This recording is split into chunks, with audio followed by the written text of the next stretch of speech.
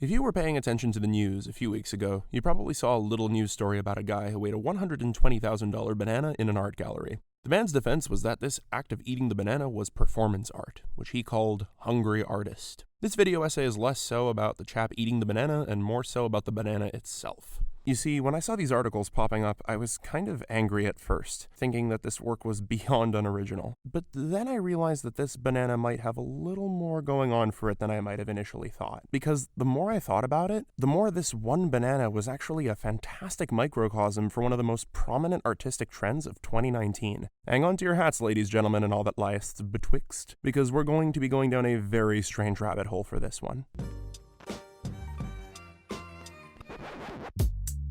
Part 1. History of Shitposting Artists.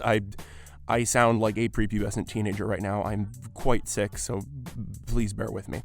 So in order to understand why this banana is actually kind of interesting, you first have to understand that it stems from a long history of postmodern art. Together, we're going to take a quick look at 3 kind of at least mildly postmodern artists and get some framing for our bananaed friend over here.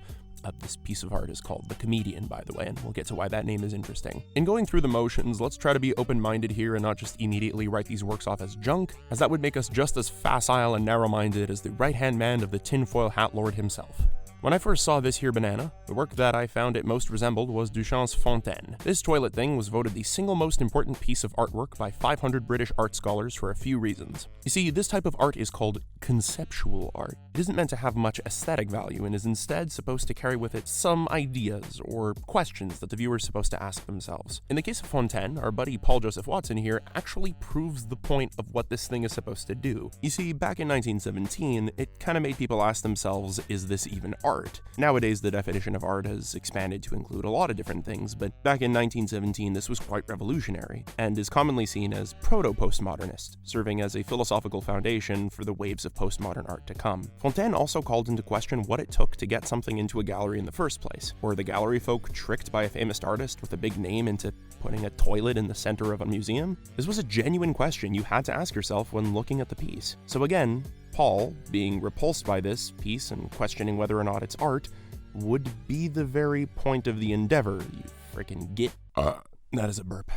So we get it now. Duchamp's piece is not only a mockery of the institution of art in general, but is also a philosophical quandary on what art actually is. You don't have to like this art or think it's worth anything, but just understand the statement that it's trying to make. The second thing this banana made me think of is Andy Warhol, another such figure in the fuck the system vein of the art world. I have to now mandatorily put an F-bomb in each of my videos, that way I can avoid having this be child content, so children, leave. This is not child content. Go away. No advertising. Warhol rose to fame by challenging the forms of high art that dominated galleries in the 1960s. His most famous pieces encompass what I mean by this perfectly. If you've ever seen those iconic images of Mao Zedong and Marilyn Monroe with all those vivid colors, well, now you know where they come from. The reason Warhol chose these folks in particular was because they were the most famous people in the world at the time of their painting. The many images were meant to represent the ubiquity of these people's presence in culture, sort of their pervasiveness in society, so to speak. He also wanted to highlight how fame distorts the real versions of who these people actually were. The images are almost lurid in their depiction of the figures, making them appear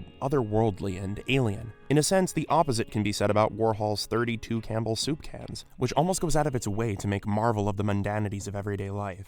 The choice to paint Campbell soup cans, a rather banal and unromantic subject, not only reflects Warhol's questioning of what is socially deemable as art, but also calls into question the aesthetic value of mass-produced items in the art world. The piece is a very detailed and aesthetically pleasant work of art, but unlike the romantic, vibrant works of Monet or the photorealistic fruits of Chardin, the choice to paint Campbell soup cans, a rather banal and unromantic subject, not only reflects Warhol's questioning of what is socially deemable as art, but also calls into question the aesthetic value of mass-produced items in the art world, especially in the hyper-industrialized and consumerist society of the 1960s. This type of art was a celebration of that type of consumerist culture, and tends to fall under the umbrella of pop art, as it goes out of its way to blur the lines between that which was traditionally perceived as high and low art. Again, we'll see how this relates to the banana in just a minute. The last guy worth mentioning here is Piero Manzoni, who literally sold his own shit. Get it, guys? That's why they're called shit posters!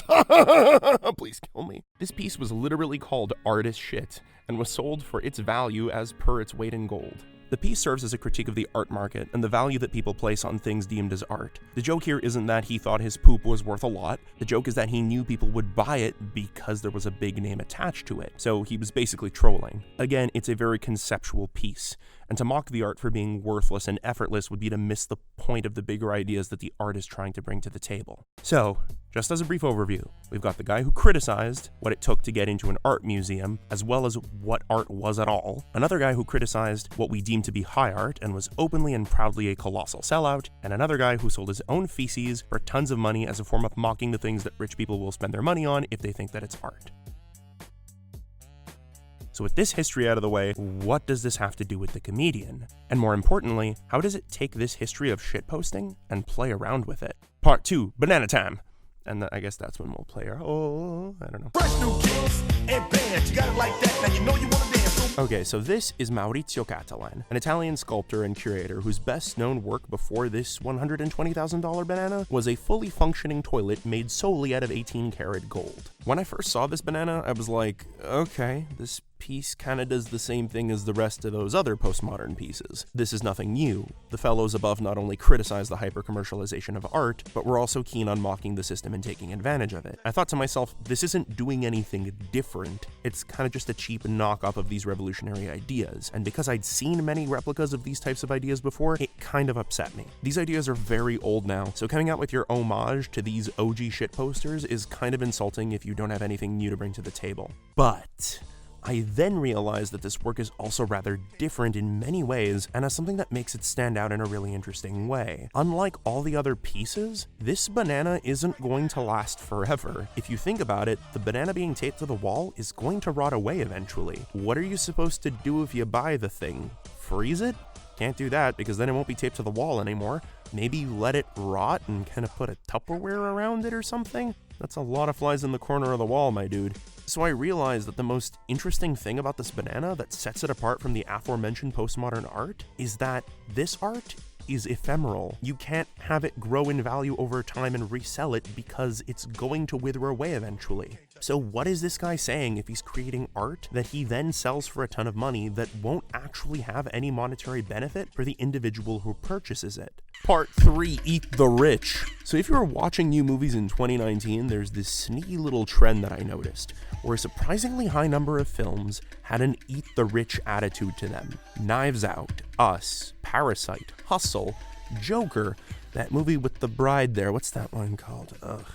I saw it in theaters, it wasn't very good, so I don't remember it. Houston Productions has a great video on this trend that I've linked in the description that you should definitely check out. And he's got an even bigger list of what I'm showing. There are like seriously at least 10 or 12 mainstream movies that had this eat the rich messaging to it. And his video essay ultimately makes me very glad that I'm not the only person who noticed this trend. During the Warhol and Manzoni era, it was kind of like the rich benefactors of the art were in on the joke, because they'd get to make money too by reselling such pieces or carrying them around for prestige. What the comedian showed me is that there's an emerging trend in the art world that's moving away from this type of relationship altogether. It is impossible to have your art improve in value over time if it isn't there anymore, if it literally rots away over time. The art in this case is transient in its construction. It isn't meant to last. The artist himself had the following thing to say about the person who would eventually buy the banana. Quote, "I hope he makes it into a beautiful cake and eats it." This is perhaps a subtle nod to the "let them eat cake" quote falsely attributed to Marie Antoinette, but that'll become a little more apparent in just a bit. One of the big explosions in the art scene this year was when Banksy notoriously shredded his own piece the moment that it had been sold. It's a giant middle finger to the rich guy who spent all that money on the piece and was hoping to not just hold on to that work for its artistic value, but was also likely hoping to resell it someday and turn in double or triple the original cost of the painting. The art assignment tweeted out some nonsense about holding the rights to the idea of the banana by purchasing the work, but that's just silly. The material, physical art itself wouldn't be able to hold any resale value because all you really have left is the tape, and heaven knows it might not even be able to stick anymore if it's being transferred time and time again. To say that you own the idea of the banana is to miss the point of the joke here. You can't own the idea of a banana. The art is such a cumbersome inconvenience to maintain that you're probably going to end up just keeping the tape at some point. And seriously, does anyone think that this art is difficult to reproduce? No, I don't think so. You do not own the idea of this banana, and hell, I will prove it.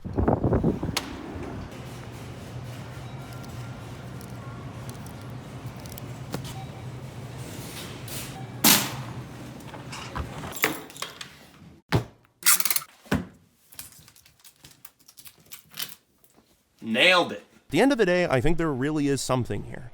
Something that is indicative of a greater movement toward a growing social climate that is hyper-conscious of the growing class divisions of the world and the shrinking middle class. You can see it in film, you can see it in art galleries, and you can see it in global politics. Hell, even memes like OK Boomer are being interpreted as a cry out from a generation that has been doomed to economic, social, and environmental instability. All I know is that if the art we've seen in 2019 is any indicator of things to come, things might not end very well for the wealthy. Maurizio hasn't given any definitive meaning for his work, but I'd like to leave you all with the words of art critic Robert Storr, who said the following: Catalan is the anti-Warhol.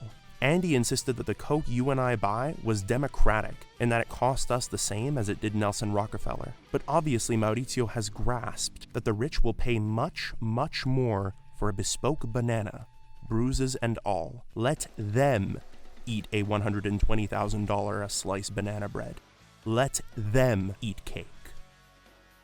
Thank you so much for watching. If you enjoyed this video, then feel free to gently, and I do mean gently, caress that like button. And if you like the sound of my voice and were like, hey, this guy made some good points, maybe hit that subscribe button. Yeah, that's about it. Have a lovely day, whatever day you're having. May it be vastly improved by the knowledge that a banana can actually have some meaning when duct taped to a wall.